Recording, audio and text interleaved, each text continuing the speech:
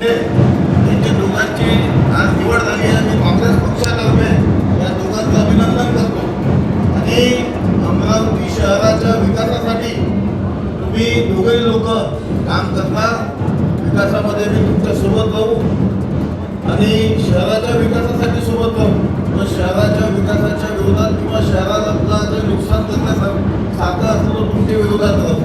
दुसरं माझी एक अजून विनंती आहे, आपण या विश्वरत्न डॉक्टर बाबासाहेब आंबेडकर सभागृह नाव दिलं आहे, पण तुम्ही महामानव डॉक्टर बाबासाहेब आंबेडकरांचा जो फोटो आहे तो मधात लावला पाहिजे, तो कुंट्यात लावला.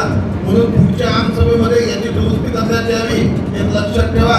म्हणजे विश्वरत्न डॉक्टर बाबासाहेब आंबेडकरचं नाव देतो आणि तुम्ही फोटो कुंट्यात लावला, हे जो शोधणारा विषय नाही आहे.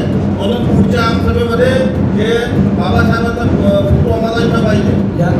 आज या ठिकाणी आणि काँग्रेस पक्षाचे अध्यक्ष यांनी जी सूचना केली की हे सभागृह विश्वरत्न महामानव डॉक्टर बाबासाहेब आंबेडकरांच्या नावाने असलेलं सभागृह, बाबासाहेबांचा चरित्र जे आहे ते अगदी कोपऱ्यामध्ये या सभागृहात लागलेलं आहे.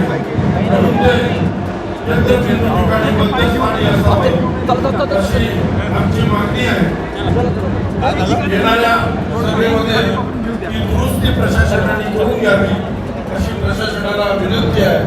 परत एकदा आम्ही मनापासून काँग्रेस